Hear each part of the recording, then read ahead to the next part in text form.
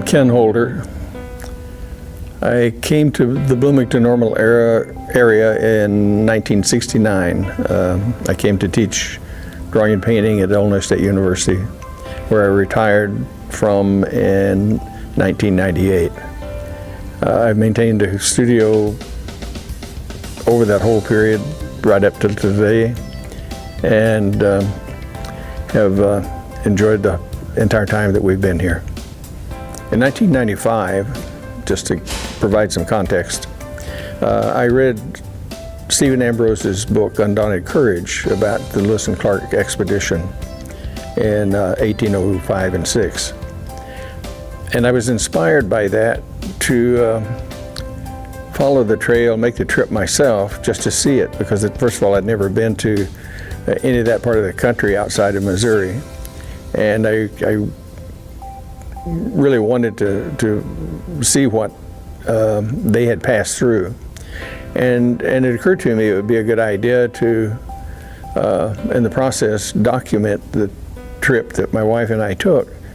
Actually made several trips to cover the whole area. But to document it as a kind of record for the bicentennial that was coming up. And so we started out, and for the most part, we followed the trail by road that paralleled the Missouri River and on into the Rockies. There were parts of the trip that we were able to see it from a ship or boat, the Columbia River and parts of the Missouri River in Montana. And in the process, I had some sketchbooks made up for me, special, in a variety of sizes, that I kept in my car. And as we traveled along, anytime we had a chance to stop and paint, I would take a lot of photographs as well and work from those. And I ended up with about 400 sketchbook watercolors, and then larger watercolors that I made from that, and about 100 paintings on canvas. And fairly generally, but thoroughly, covered the whole route from Cairo, Illinois to the Pacific Ocean.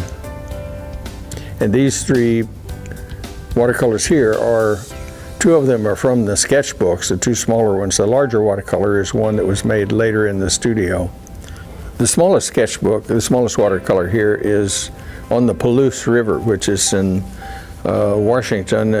The Palouse River is a river that comes down from the north into the Columbia River, and kind of an important crossing point. One of the side trips we took was to take a boat up the Palouse River up to Palouse Falls. And the confluence of the Palouse and the Columbia Rivers, where Chief Joseph crossed the Columbia River on the famous chase as he was running to Canada to get away from American authorities. And it has a number of other historical significance in terms of points of activity. The largest of the three watercolors is Antelope Creek. That's in South Dakota, just south of Pierre. And it was a campsite, one of the places we'd stopped for lunch as we traveled, and found out that it was the location where Lewis and Clark first made contact with the Lakota Sioux, whom they would soon engage and their first conferences. They were camping here on their way up the river, and two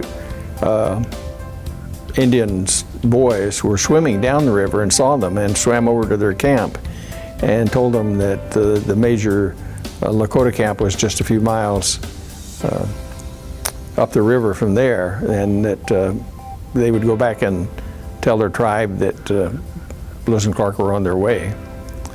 And so that has, for us, had a lot significant coincidence there, and nice discovery.